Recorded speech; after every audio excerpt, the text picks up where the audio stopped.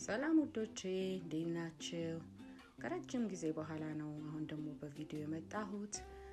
እንደምታዩት ቤት ባላችሁ ነገር እንዴት አድርጋችሁ ጣፋጭ ምግብ እንደምትሰሩ አሳያችኋለሁኝ። እንደምታዩት መጀመሪያ ነጭ ሽንኩርቴን፣ ዝንጅብሌን ፍቅፍቅ አድርጌ ትንሽ ዘይት አድርጌ እናንተ በኦሊቭ መጠቀም ትችላላችሁ። ግን እኔ ባለኝ ነገር ነው የተጠቀምኩት። በርበሬ ተወቀጠ በርበሬን ያደረኩት።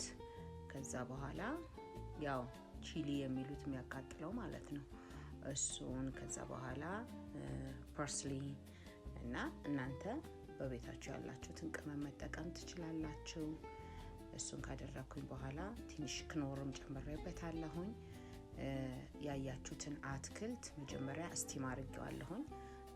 ስቲም ማድረግ ካልቻላችሁ ትንሽ ገንፈል ማድረግ ትችላላችሁ።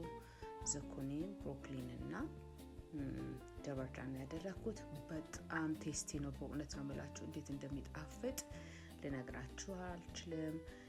ማባያውን የፈለጋችሁትን ማድረግ ትችላላችሁ። ቂጣ ማድረግ ትችላላችሁ። በጤፍ ቂጣ መጠቀም ትችላላችሁ። በገብስ ዳቦ መጠቀም ትችላላችሁ። አሊያም እንዲሁም እበላዋለሁ ማለት ነው። ከፈለጋችሁ ማድረግ ትችላላችሁ። ካወጣሁት በኋላ እንደዚህ ሰሊጥ በተና አድርጌበታለሁ። በጣም ቆንጆ ነው፣ ቴስቲ ነው። ሞክሩት፣ ትወዱታላችሁ። ባይ